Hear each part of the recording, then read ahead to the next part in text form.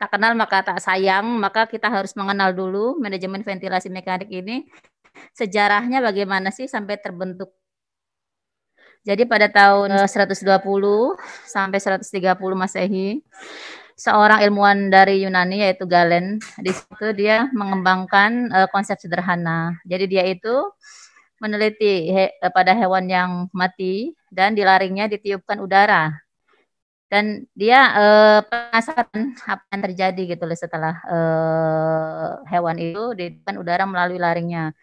Namun sampai 1300 tahun kemudian nggak ada yang menerapkannya. Sampai si Andreas Vesalius di sini mengenalkan si ventilasi mekanik dengan menggunakan billow. Billow itu seperti apa ya? Pompa buat perapian di situ yang terbuat dari kulit sapi atau kulit kerbau pada masyarakat Eropa. John Handler di sini menyempurnakan billow tersebut dengan double, artinya ada yang untuk inspirasi dan ada yang untuk ekspirasi dari udara tersebut. Kemudian pada tahun 1780 Masehi di sini si Francois Kausler ini dia menemukan ventilasi tekanan positif. Dia menggunakan simple bag dan masker, ukurannya lurus. Jadi ini sebagai bagging pertama, artinya di situ baggingnya bentuknya lurus. Jadi kalau mau bagging ke atas arahnya, nanti saya paparkan gambarnya. Dan tidak seperti bagging sekarang letter L ya. Dan pada tahun 1832 sampai 1864 Masehi ada 3 serangkai nih. Don Dalziel dan Alfred John dan Dr. Woiles di sini membuat tank ventilator dengan tekanan negatif. Cuman ukurannya besar. Dan Hendrik Traeger pada tahun 1907 dia memperkenalkan pulmotor resuscitator. Di situ bentuknya silinder untuk mengontrol ventilasi. Sampai terjadi pandemi polio di Eropa, Drinker and Shaw, orang yang mendesain iron lung atau penyempurnaan dari ventilator yang dibuat oleh Dr. Woiles yang bentuknya besar seperti peti. Di situ prinsipnya sama ya dengan menggunakan tekanan negatif juga. Kemudian tahun 1946 Ray Bennett, sekarang ada ventilator Bennett ya, Puritan Bennett. Nah itu ada penemunya juga. Dia memperkenalkan ventilator dengan intermittent valve. Jadi selama inspirasi, jadi intermittent valve ini memakai negative pressure. Dia jadi ini untuk mengatasi pandemi sama ya seperti iron lung tadi tekanan negatif juga. Namun diteliti sama 3 orang lagi nih, ada Lassen, Ibsen dan Paul Abstrup. Di sini di mereka diskusi lah. Artinya kenapa pada pasien-pasien yang terpasang dengan ventilator tekanan negatif, mortalitasnya tinggi, bahkan mencapai 80%. Sehingga saat itu tidak direkomend lagi penggunaan ventilator dengan tekanan negatif. Karena satu, dasarnya tingginya angka mortalitas pandemi tersebut karena ketidakadekuatan dari ventilasi. Ukuran iron lung itu besar.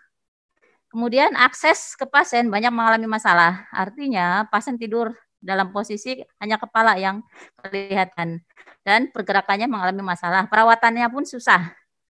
Kemudian di situ sulit mempertahankan ventilasi yang efektif. Dan pada beberapa pasien itu tidak bisa ternyata dengan penggunaan ventilator dengan prinsip tekanan negatif.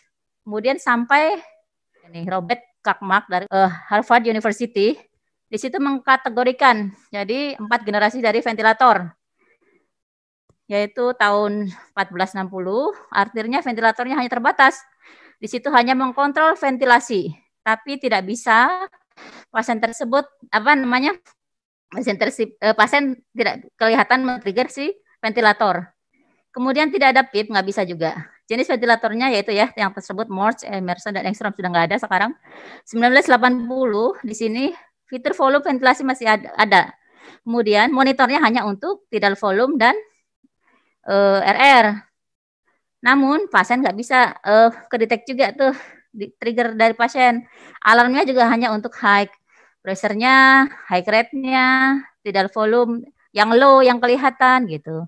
Jadi ini belum sempurna ya sejarahnya venti seperti ini. Mode-nya juga masih IMV, PS, pressure control gitu. Jadi ini ventilator yang ada yaitu itu Puritan Bennett, MA Servo, Siemens Servo Ohio 560. Kemudian pada tahun 1980 sampai 1900 di situ udah mulai ada computerized. Jadi untuk mengontrol pernafasan yang diberikan. Fiturnya juga sudah mulai nambah. Artinya di situ fiturnya udah ada flow, udah ada alarm monitor dan tambahan, udah ada grafik. Sudah grafik yang menggambarkan pressure, flow, volume, dan mode-nya sudah semakin banyak. SMP, pressure control, SMP plus PS, APRV. Contohnya itu merek ventilatornya itu ada ya yang tersebut. 1990 sampai saat ini ventilator itu sudah lebih canggih lagi. Dia menggunakan closed loop control. Jadi tujuannya selain pas ventilator ini di rumah sakit, bisa juga untuk transport, bisa juga untuk di rumah, bisa juga pasien yang perlu untuk non invasif ventilator juga ada. Dan di situ kelihatan bahkan ada ventilator yang canggih itu bisa menggambarkan gambaran paru kelihatan, komplainnya kelihatan gitu kan. Bahkan ada yang saat ini ventilator yang bisa winning sendiri. Ya. Itu keempat generasi dari ventilator menurut Robert Koch-Mark.